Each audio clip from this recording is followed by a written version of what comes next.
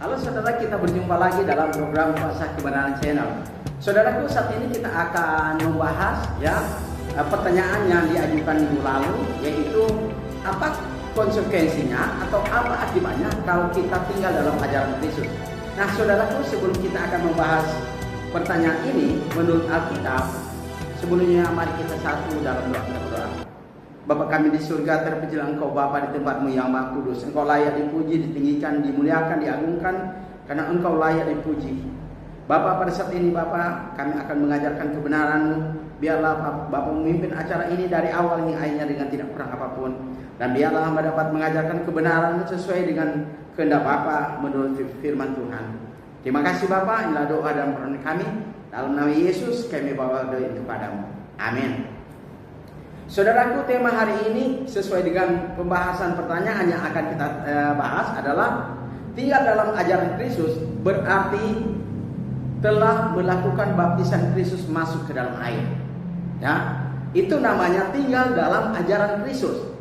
Kalau kita tinggal dalam ajaran manusia, maka kita telah melakukan ajaran manusia. Tapi tema hari ini sesuai dengan pertanyaan yang akan kita bahas, tinggal dalam ajaran Kristus berarti telah melakukan baptisan Kristus masuk ke dalam air. Saudara, sebelum kita akan membahasnya bersama, mari kita membaca firman Tuhan yang terdapat dalam 1 Yohanes 2 ayat yang keempat. Saudara, dalam terjemahan Indonesia Yunani dikatakan begini, 1 Yohanes 2 ayat 4 ayat yang keempat. Siapa yang berkata aku mengenal dia, tetapi ia tidak menuruti perintahnya, ia adalah seorang pendusta dan di dalamnya tidak ada kebenaran.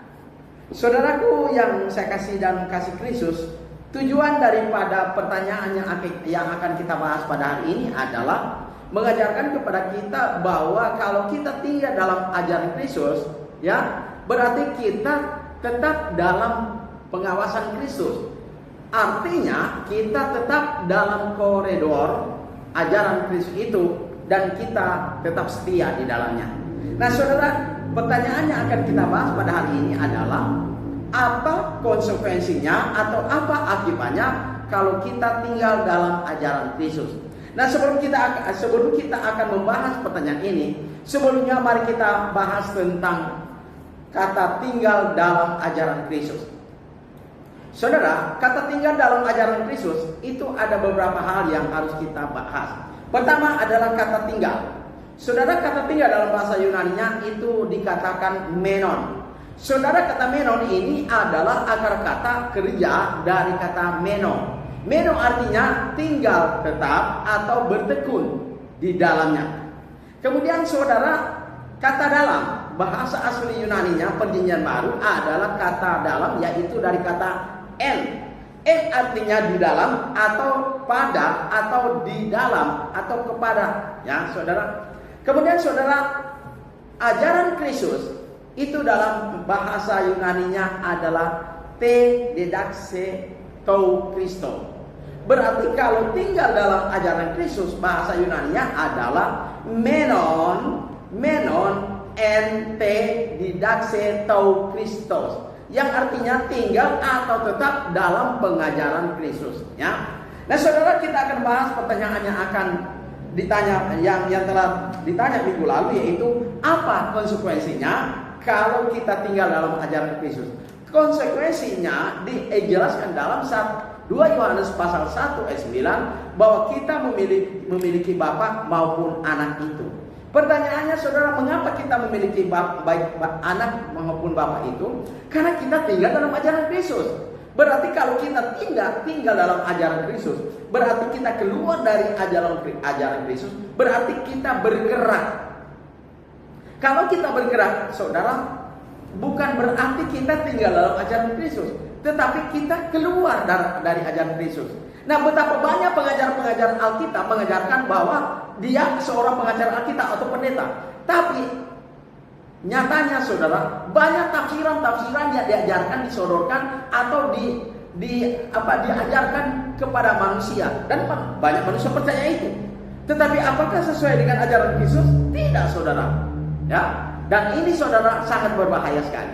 Itulah sebabnya kenapa Yesus katakan dalam Yohanes pasal 14 ayat ke-15, Yesus katakan, jikalau engkau mengasihi aku, turutlah segala hukumku. Kalau kita mengatakan mengasihi Yesus, kita seharusnya mentaati ajaran Yesus atau perintah Yesus. Saudara, kata perintah Yesus atau hukum Kristus itu dari kata entole, Kristo, tou Kristo, entole, tou Kristo. Yang artinya saudara menuruti perintah Yesus, ajaran Kristus atau hukum Kristus.